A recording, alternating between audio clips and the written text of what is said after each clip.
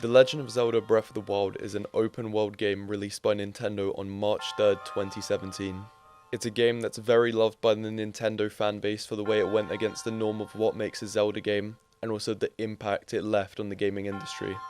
This game holds a very special place in the hearts of many, and today I'm going to be talking about the history of the game, what made it so loved by its community, and the impact it left with it throughout the time that it was out. My name is Bradley, and this is the impact of Breath of the Wild. It all started off in January 2013, in that year's Wii U Direct, with Aonuma announcing that Nintendo is working on a new Zelda game and the team's goals for this next installment in the Zelda series. Legend of Zelda。ゼルダの25周年を皆さんと一緒にお祝いさせていただいたのはついこの間のような気がしていたのですが、あれからもう1年も経っているのですね。月日の経つのは早いものです。昨年末には Wii U も発売されましたので、そろそろ Wii U の新作ゼルダについて皆さんにお話ししたいと思うのですが、詳しい話は実際のゲームの画面を見ていただけるようになってからするとして、本日はその開発テーマについてお話しさせていただこうと思います。Wii U の新作ゼルダの開発テーマはズバリゼルダの当たり前を見直すです。このゼルダの当たり前というのは、例えばシナリオに沿って順番にダンジョンを攻略するという当たり前や、一人で黙々と遊ぶという当たり前など、ここ最近のゼルダで当たり前になってきたことを原点に立ち返り、今遊びたいスタイルに生まれ変わらせようということです。実はこれと同じようなチャレンジはスカイウォードソードでもしてきたのですが、一本道な構成にはあまり手をつけられませんでした。今回それが具体的にどんなふうに生まれ変わるかについては、もう少し出来上がりを確かめてからお話しさせていただきたいと思います。So this teaser didn't really give us any details about the actual content of the game or its subtitle, but it did tell us that the team was planning to rethink the conventions of what makes a Zelda game, and that we would also get more details about the game at a later date when it's, well, further on in development. Aonuma said that they didn't want the next Zelda game to have a linear progression path like the previous ones, and also didn't want the game to be a game that you play by yourself exclusively.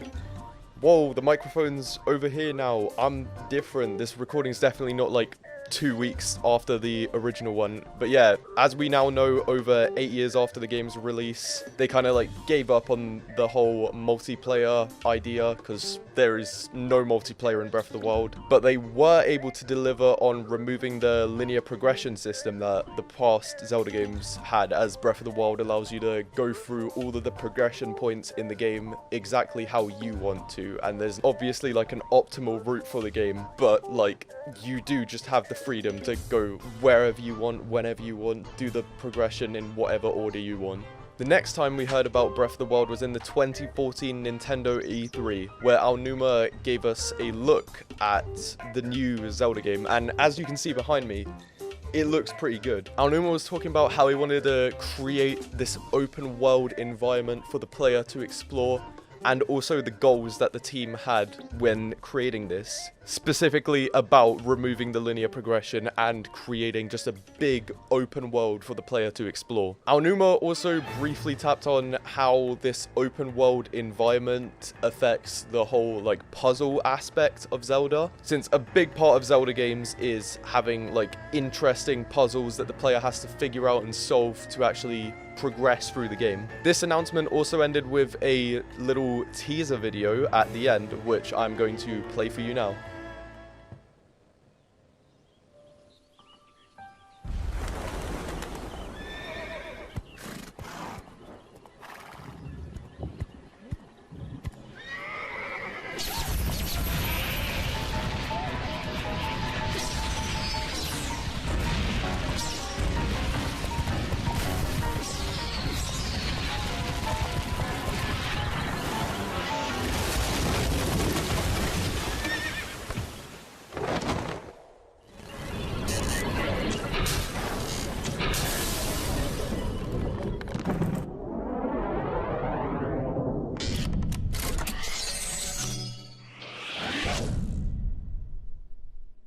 As you can see, the teaser revealed Guardians, Link's new style, the whole airtime mechanic, and also announced that the game would be releasing in 2015. Yeah, that was a lot. So the next time we heard of the game was during December of 2014 in that year's Game Awards. Towards the end of the Game Awards, we got to see actual gameplay from an early in development version of the game, where Aonuma and Miyamoto sat down with a Wii U gamepad, took turns trying out the game, and there was a lot of stuff in this early in development version that has changed in the finished game. Like, for example, you could see in the actual video that the health HUD and the stamina HUD looked quite a bit different to how it does in the finished game. And another big difference is that in their trial of the gameplay, you can actually see the map in-game on the gamepad while you're actually going about and playing. This isn't a feature in the final version, and if you're playing on Wii U, you kind of have to decide whether you want it to be shown on the TV or the Wii U gamepad, and if you're playing on Switch, obviously you just have one screen. But yeah, after this, the next time we heard about the game was a delay it got in early 2015. The game also didn't appear in that year's E3, but was confirmed to have a Wii U release despite the development of the Nintendo Switch, which was nicknamed the NX at the time because Nintendo hadn't actually announced the Switch yet, but had confirmed they were working on a new console. After all that, the game got yet another delay in April 2016 because Nintendo claimed they were having problems with the physics engine, which were causing, obviously, the development of the game to be a bit more of a slow process because they had to sort a lot more stuff out. But just a few months after that, in June, this dropped. Open your eyes. Wake up, Link.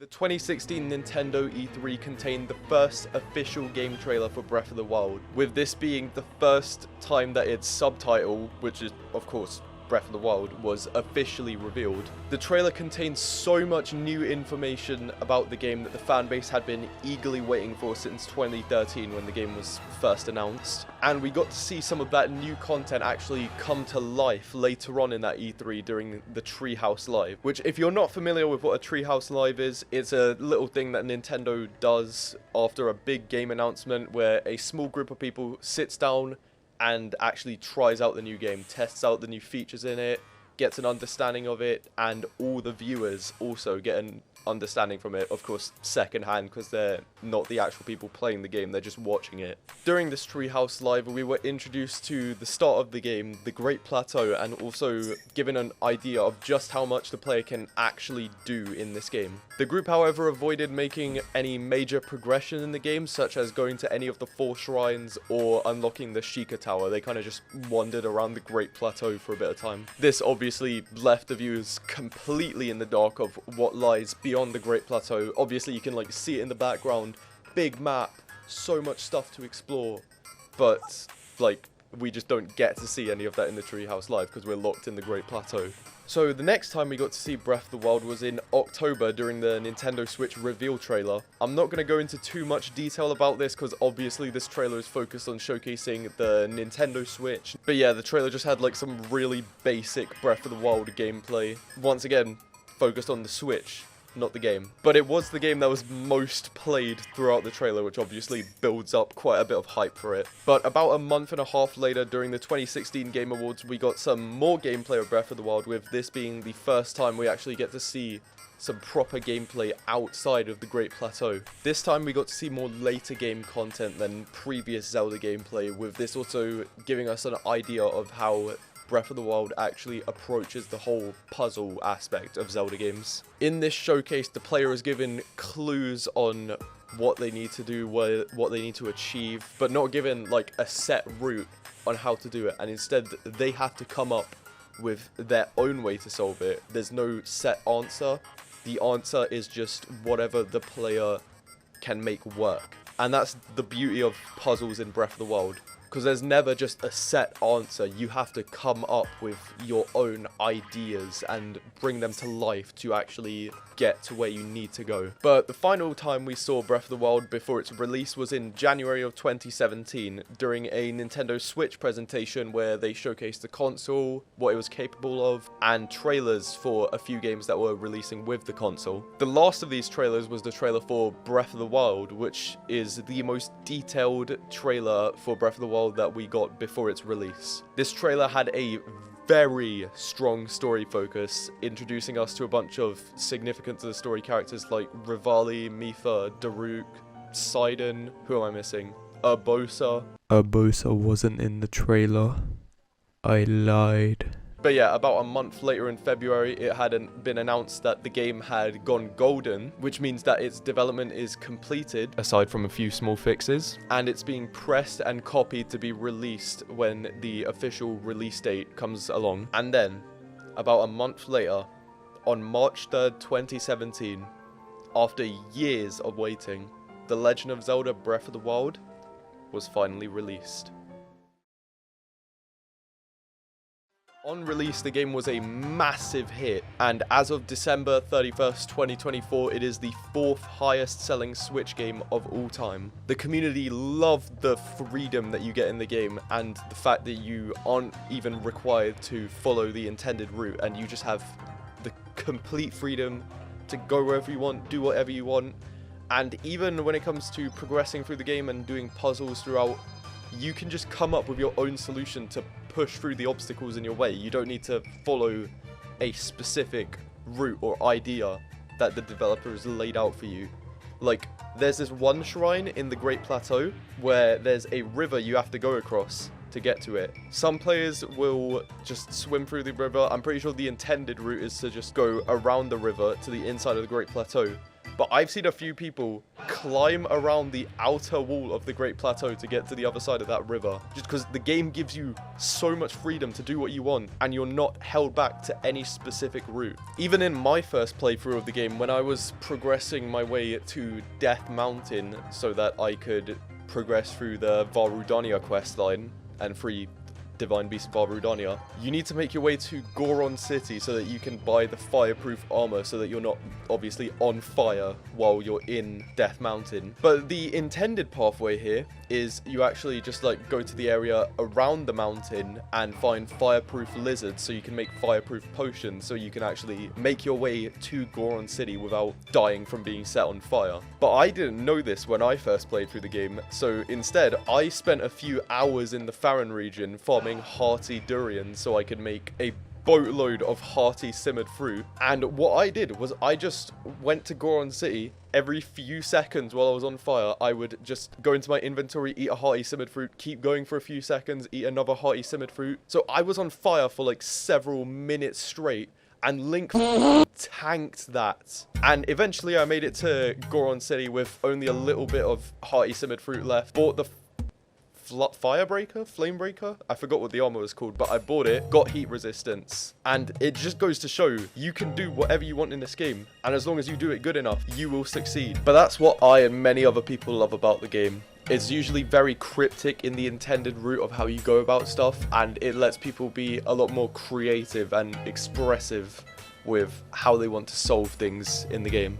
Another thing that the player base was very fond of on the release of the game was the fact that it was on the Nintendo Switch. I know this isn't directly tied to the game, but just the fact that the Switch was a console that you could both play at home and also just take with you on the go complemented the game so well, since it's a game about going out and exploring this big open world.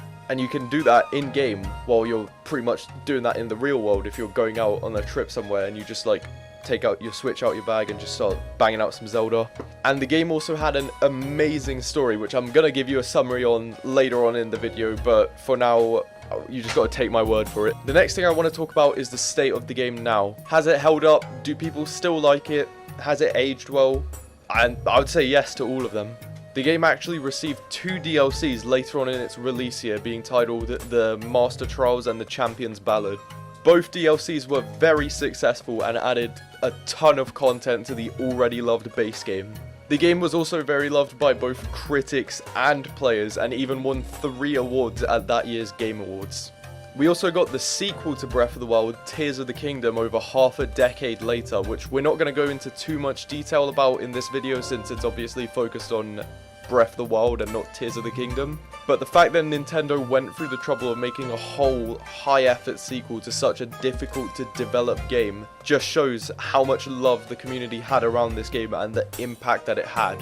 At the time of me making this video, the Switch 2 has recently been announced, with Breath of the Wild and Tears of the Kingdom both having new Switch 2 editions and their respective upgrade packs for Switch editions of the games. At the time of you watching this video, it probably has already been released or is soon to be released, but anyway, Switch 2 editions and the upgrade packs. Nintendo dropped a showcase for the Switch 2 editions of the game, but that's 7 minutes long, so I'm gonna summarize it for you. Switch 2 specific editions of the games, better frames, better graphics, HDR support for more vibrant images, faster loading times, you get a second save file, all your progress from an original Switch copy can be transferred over to a Switch 2 copy, new Zelda Note section in the Nintendo app compatible exclusively with Switch 2 copies of the Zelda games. You can use it to find stuff, you can use it to access voice messages separate from the ones already in the game, you can use it to share and receive shared schematics in Tears of the Kingdom, you can use it to share and receive shared items, you can use it to edit photos taken from the in-game camera, you can use it to see your play data and compare it to that of other people, you can use it to get daily bonuses rolled randomly from a wheel, in other words just gambling, and as we all know, we endorse gambling on this channel. Gambling is amazing, go do it, put your life savings into it. But you can also use Zelda Notes to get a bonus use out of your amiibos every 5 times you use them. And these little are the new amiibos coming out with the new editions of the game. And then of course we've got the new Switch 2 editions releasing with the upgrade pack so that people with Switch 1 editions can upgrade from a Switch 1 edition to a Switch 2 edition. As far as updates for the content in Breath of the Wild, this is all we can really expect to see, since Nintendo's probably gonna work on a new Zelda game and kind of leave the world that's been built up in Breath of the Wild behind. Because they've obviously stuck with this world for Tears of the Kingdom and it's kind of time for something new. Anyway, I've spent too much time on the history of the game, so now let's talk about what made the game as loved as it was. So, as you've just seen, the game has quite a lot of history and a lot of love put into it. And now we're going to be talking about what the team actually implemented into the game to give it the successful release that it had. And where better to start than the beginning. The game starts you off in the Shrine of Resurrection, where you're told by Princess Zelda to wake up by voices in your head. You're given a Sheikah slate and a basic set of clothing so that you're not walking around Hyrule in a pair of boxers. And you're told to make your way out of the shrine, learning the climbing mechanic on the way and also the pickup mechanic. Unless you're doing a speedrun and you just walk through the f***ing walls like an absolute menace. But once you make it out of the shrine, you're greeted with the first cutscene of the game where Link walks out to the cliff outside the shrine and looks off into the distance as the title card fades in. The title card then fades out as the camera pans to direct the player's attention to a nearby temple and an old man who waves at Link. When this cutscene is finished, the player is given complete freedom of how they want to explore this new starting area, the Great Plateau.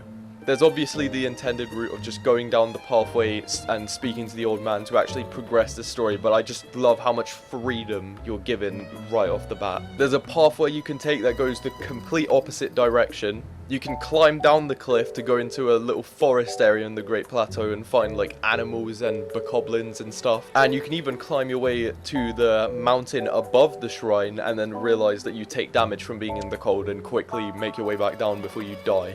And also, even if you do take the intended path, you're not even required to speak to the old man. You can just walk right past him and go explore the rest of the Great Plateau. But once you do decide to speak to the old man, he'll direct you to the Great Plateau's Sheikah Tower, which you'll eventually unlock, giving you a permanent ability to teleport to it at any time, and also lets you see the Great Plateau on your map. He then tells you to find and complete all 4 shrines in the Great Plateau. After this point, running around the Great Plateau, exploring and just learning the features of the game is actually the intended path to take. As you explore, you'll come across the 4 shrines, each having their own obstacles that the player has to find a workaround for.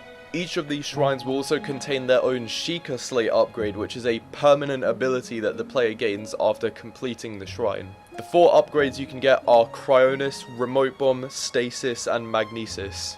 Remote Bomb has 2 versions, a cube-shaped version that's good for more stationary placements where you just want the bomb to land in a certain spot and you just leave it there. And a ball-shaped version, which is better for rolling the bomb after it lands, so you can gain more distance with it before you obviously decide to, boom, explode. Cryonis can be used to create a block of ice out of any body of water that's obviously big enough for the block of ice to fit in it. Stasis freezes an object in place and temporarily converts any attacks dealt to it into momentum that it will actually carry when its stasis duration finishes. And finally, Magnesis allows the player to control any metal objects, moving them around however the player wishes to. Each of the shrines contain trials using the powers that you actually unlock from them in order to test you before you can actually leave the shrine with that power. You'll also get a spirit orb for each shrine completion, which you can use once you've completed all 4 shrines to either upgrade your health or your stamina. There are obstacles set throughout the Great Plateau in order to give the player a challenge that they need to overcome before they can even make it to each shrine in the first place.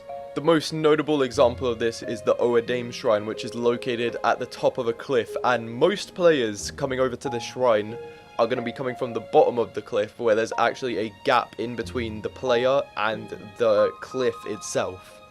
Now, the intended path to take is to actually chop down a tree near the gap so that it falls and creates a bridge that the player can walk over by walking on top of the tree log.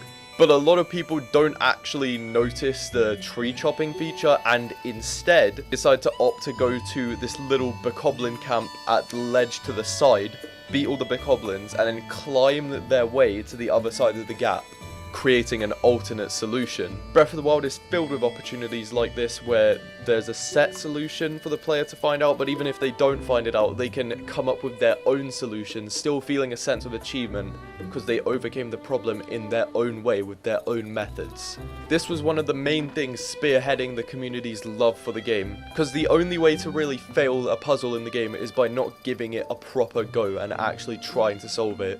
Anyway, once you've completed all 4 shrines in the Great Plateau and unlocked all 4 Sheikah Slate upgrades, the old man will tell you to imagine all 4 of the shrines making an X on your map and meet him where the X marks right in the middle, which just so happens to be that same temple from the opening cutscene, the Temple of Time.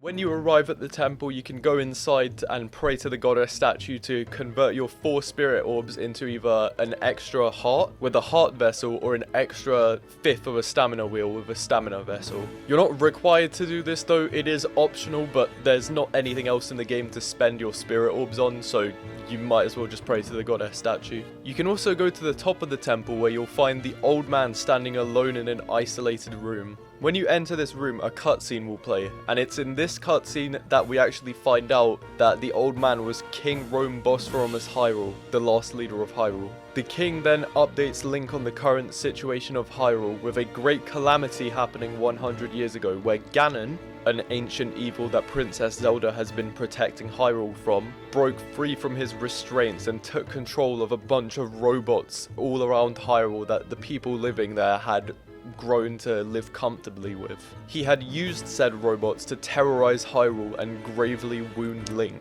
forcing him to be urgently taken to the Shrine of Resurrection to heal, making him completely unable to help fight against the calamity. He also took control of the 4 divine beasts, massive robots built by an ancient civilization that the royalty of Hyrule had appointed 4 champions to in order to control and protect them.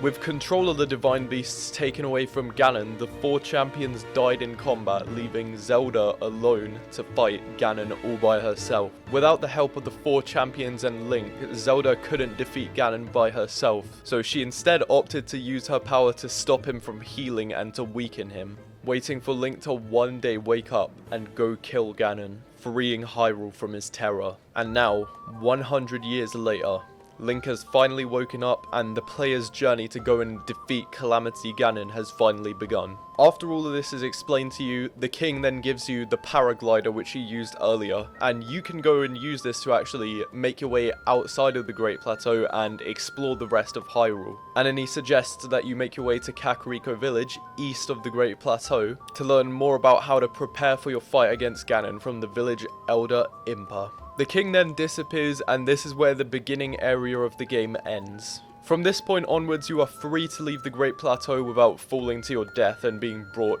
back up to it. That is, of course, assuming that you actually choose to use your paraglider when going to the edge.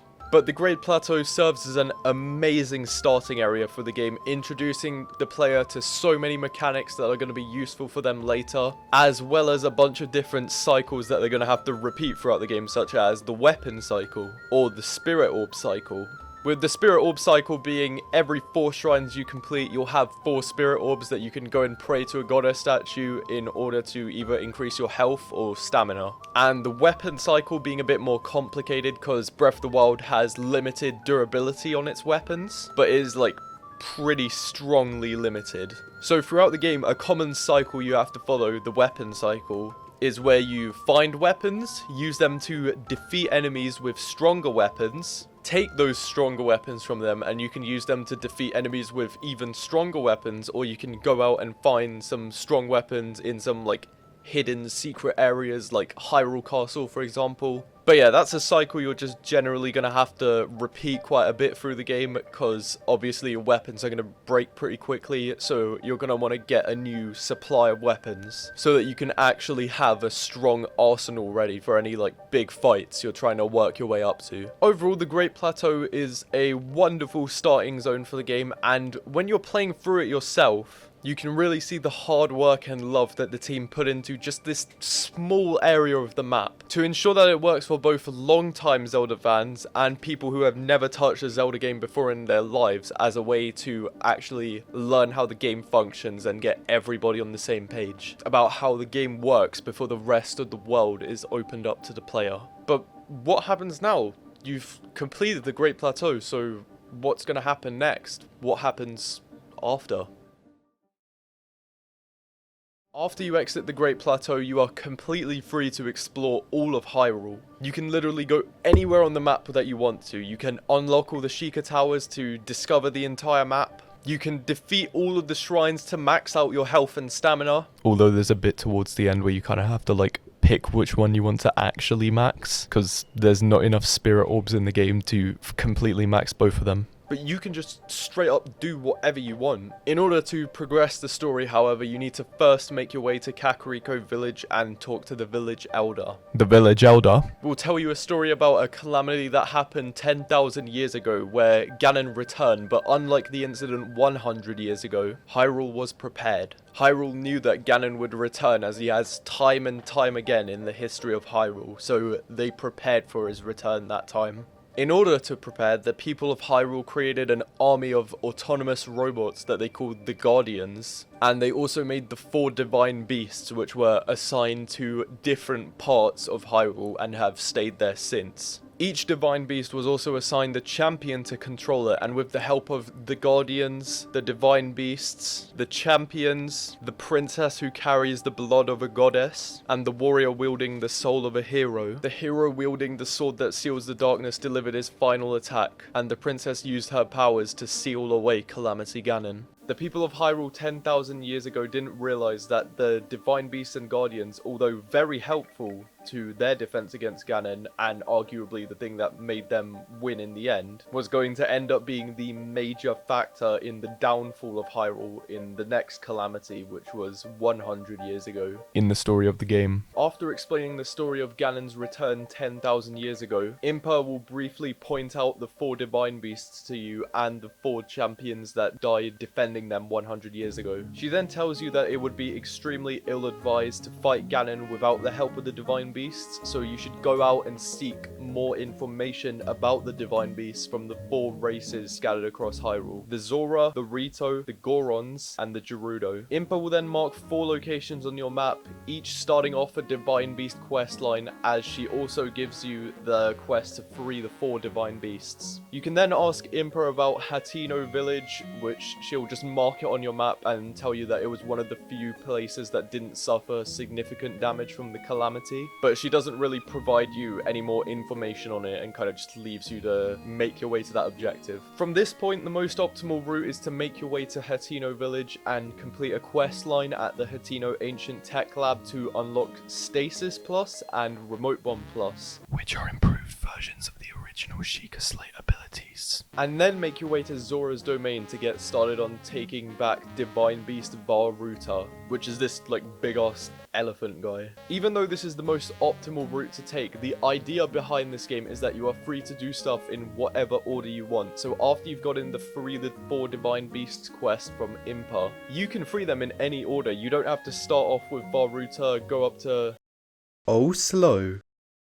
Vah Rudania, then Vah Meadow, Slow. then Vah Naboris. You can straight up just do them in any order. I know for my first playthrough, the first Divine Beast I decided to go for was Vah Naboris, which is known iconically to have the hardest boss fight, and is usually the one people tend to go for last. And it took me a very long time to learn the way that Thunderblight Ganon attacks, but after I beat it, I had freed the hardest Divine Beast first, purely because that was a thing I was allowed to do in the game. Also, you technically don't even need to free all the Divine Beasts to beat the game. If you make your way to Hyrule Castle without freeing any of the Divine Beasts and make your way to the Sanctum where the final boss fight normally starts, you won't immediately be dropped down into the Calamity Ganon arena like you normally would if you freed all the Divine Beasts. Obviously, it's better to free the Divine Beasts because when you start the Calamity Ganon fight, you get 50% of his health taken away if all the Divine Beasts have been freed. Plus, the game doesn't have any post-game story-related content. It just kind of sends you back to before you fought Ganon when you finished the final fight. So there is literally no reason to rush your way to killing Ganon. But it's so cool that the game gives you all of these options, even if they're not a practical way to go about exploring Hyrule. There's also a lot of small realism features in the game, such as tree chopping, weather, with weather-based effects such as slipping when climbing in rain, and metal objects being at risk of a lightning strike during thunderstorms. And also cooking, whether that be you cooking in a cooking pot or just dropping a bunch of food on a campfire and waiting for it to burn. These features add to the surviving in the wild feel that a lot of parts of the map tend to focus on quite a bit, with a lot of these realism features being exaggerated for gameplay convenience, like fire giving you a massive vertical boost when you have your paraglider out, or Link being able to climb a flat wall with his bare hands. But the exaggerated realism features of the game make it sort of stand out in its own way and differentiates it from other games trying to implement their own kinds of realism features. The last thing I want to talk about in this segment of the video is the game's world building. There are 2 kinds of world building I want to talk about, with those being the map and its design, and also the characters, creatures, monsters, animals, just any living thing in Hyrule and how it affects the world. I'll start off with the map, and it is amazing. Every bit of Hyrule is extremely detailed, with a beautiful mix of realistic and cartoony styles using cell shading to really bring out that specific style that Breath of the Wild is trying to go for. There's also a lot of effort put into the regions in Breath of the Wild to make sure that they fit the themes and environments that the developers were going for when trying to create those regions. For example, the Elden region, located near the top right of the map, is a region entirely focused around the volcano Death Mountain. If you've got some experience with playing Zelda games beforehand, you'll know Death Mountain. It's a very iconic part of the Hyrule map, and Breath of the Wild does not take away from that at all. As the entire Elden region is centered around Death Mountain, to fit the whole like volcanic ideas for the environment of it, they make it so that the deeper you get into the Elden region, the hotter it gets, until you get to a point where you're just walking around completely on fire, like I mentioned earlier with my Hardy Durian strategy of making it to Goron City. It also gets a lot more dangerous the deeper you get into the Elden region, because you end up encountering less less and less friendly NPCs and more enemies. In contrast, Hebra is a completely frozen region filled with danger that the player needs to wear the most cold-resistant armor in the game just so they can survive without being frozen to death. All of the regions in the game, although some not being as extreme as these two examples, have their own ideas and themes behind them that the team has done a very good job at conveying, and all these different regions spread across Hyrule do such a good job at creating a big world filled with variety that creates an unpredictable experience for the player as they journey through the map. The next part I want to talk about with the game's world building is the characters. There are characters scattered all across Hyrule that each have their own dialogue that adds at least some level of depth to each character around the world. Obviously, the more story relevant characters you'll get more in depth with because you have more time to interact with them and learn about them, but the game does not shy away from adding some strong depth to just the random characters you'll find across Hyrule. There's also the Yiga clan, which are a clan of enemies that act as people and will only reveal themselves to try and kill the player. There's this whole story arc when you're trying to free Varna Boris where you have to sneak into the Yiga clan base and defeat the Yiga leader in a boss fight. Which, keep in mind, these are just random enemies you're gonna come across in Hyrule, and there's this whole story arc centered around them. But on the topic of enemies, there are a lot of them. Most are like the basic enemies and mini-bosses follow the same kind of theme and origins of being created by Ganon during the Calamity. And they also respawn every Blood Moon, which is an event that happens every in-game week, which means that the enemies are infinitely refightable. The enemies also upgrade as you progress through the game, with the color of the enemy actually indicating how strong it is. For example, a golden bokoblin is significantly stronger than a silver bokoblin, say. There's also a variety of wildlife around Hyrule, with the kind of wildlife around you depending on what region you're in, what kind of area you're in. And bigger wildlife such as like boars and birds and stuff are usually hunted for meat in the game, whereas smaller wildlife like insects and lizards usually tend to be made for potions, because most potions in the game require some kind of insect or a lizard or any small creature of some sort to actually craft them.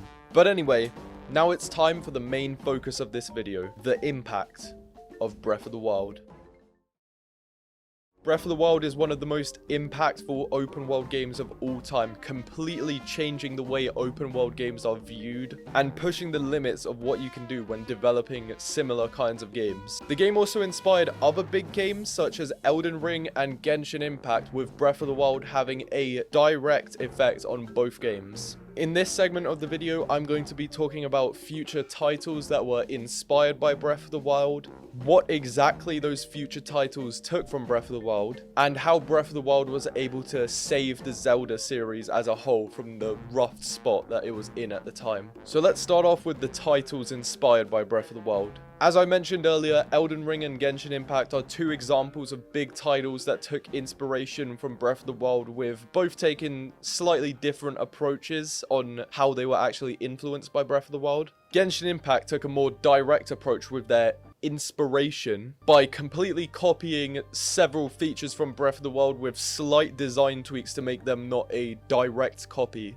They even copied the choo-choos and their elemental variants. But although they did just steal a lot of features from Breath of the Wild, they did create their own open world environment and have their own pretty good story, if I'm being honest, completely separate from Breath of the Wild and Hyrule. One big thing that Breath of the Wild didn't seem to influence Genshin Impact on, though, was the removal of the linear progression system. Genshin Impact allows the player a lot of freedom to go where they want and to explore what areas they want to explore, but ultimately they are just held back by the game progression. Because unlike Breath of the Wild, where the enemy strength scales with how much you've played the game, in Genshin Impact it scales with just what area you're in. So although you're free to go anywhere you want, you can't really, because the enemies are just going to be really strong if you go really far, and you can't do anything about that. And this makes it a lot harder to actually like go out and explore in Genshin Impact, because at the end of the day,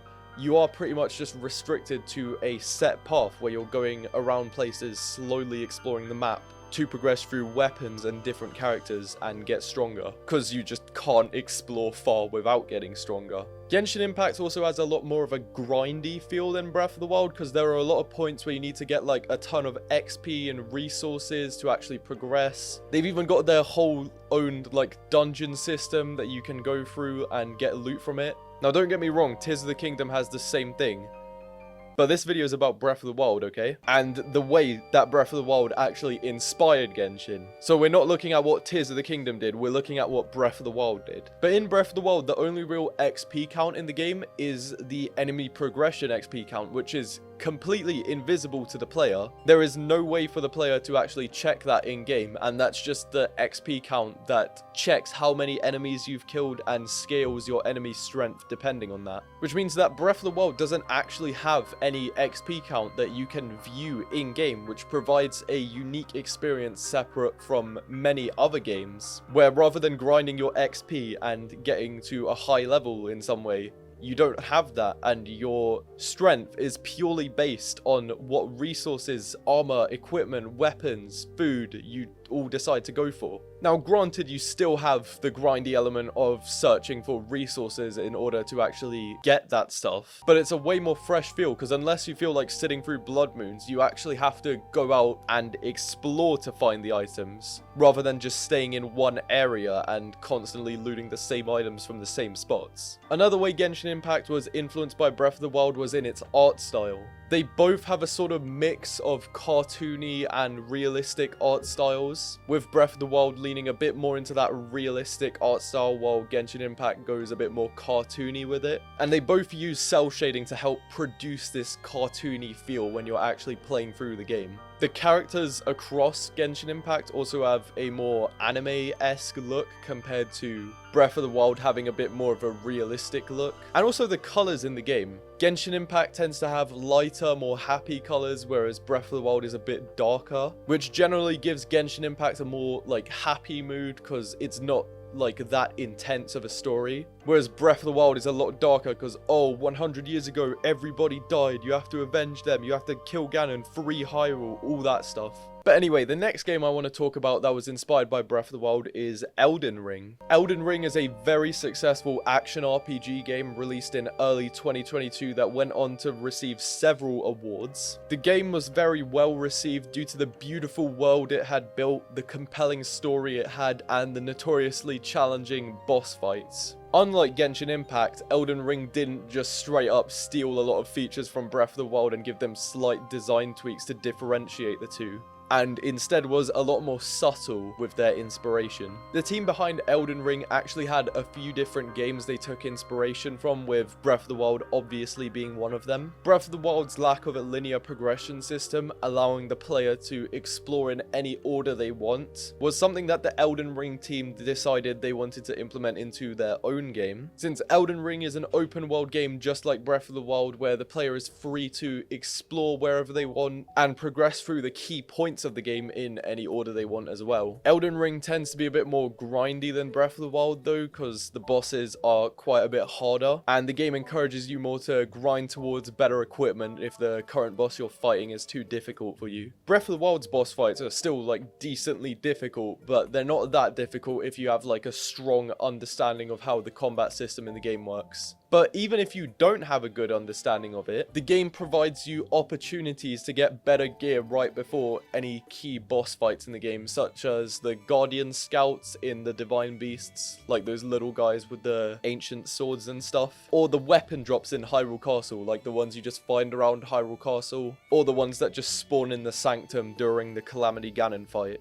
Both games have a very well thought out combat system, but Elden Ring is generally more difficult. Elden Ring also has a way darker mood than Breath of the Wild, with it going all in on realism compared to Breath of the Wild's cartoony realism. Elden Ring also puts a lot of effort into the boss designs, with a lot of them having like really ugly, gross, realistic designs to try and add to that dark mood that the game has. But along with all this, the game still has its own world, its own way to play through, where you can choose anything you want to do in any order, just like Breath of the Wild. The features didn't really tend to get taken in Elden Ring like they did in Genshin Impact, and instead Elden Ring more so focused on the ideas that Breath of the Wild Wild had, and applied a few of them to their own game, allowing both games to respect each other's differences while also still being similar in their own ways and having the gameplay apply to both fan bases. Anyway, let's get into the final thing I want to talk about in this video. How did Breath of the Wild save the Zelda franchise? Before Breath of the Wild, the Zelda franchise was in a pretty rough place, with a few games releasing leading up to the release of Breath of the Wild, but none of them really standing out too much in their own way.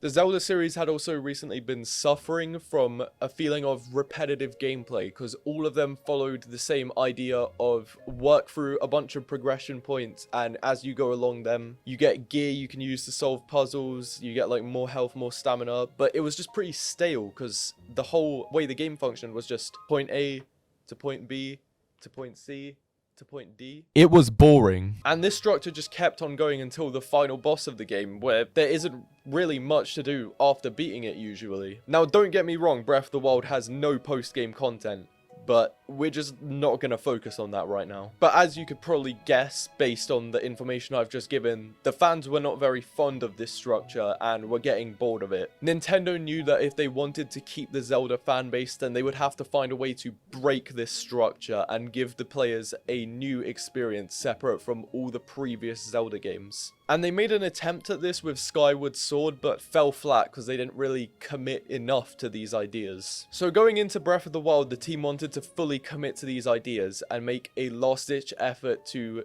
change the Zelda series in order to save it.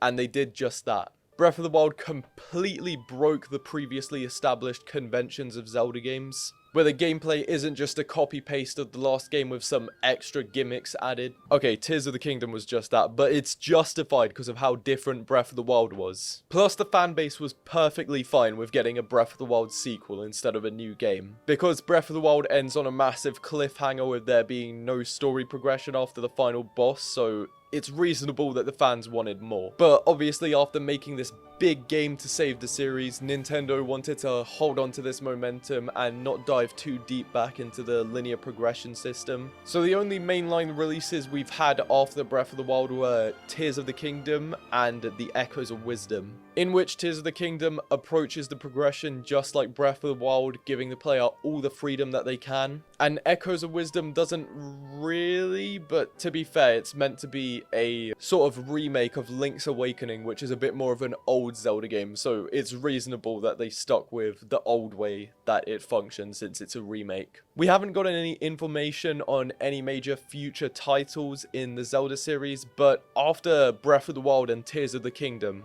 I think it's safe to assume that we're in good hands and we can expect to see more games just like those two coming to this series in the future. Anyway, that's going to be it for today. If you enjoyed, please make sure to like the video and subscribe to my main channel linked in the description. I'm probably not going to make much extra high effort content like this on there, and I make absolutely zero promises of having an upload schedule. So if that sounds appealing to you, link in the description. Sudden outro cut off for viewer retention percentage.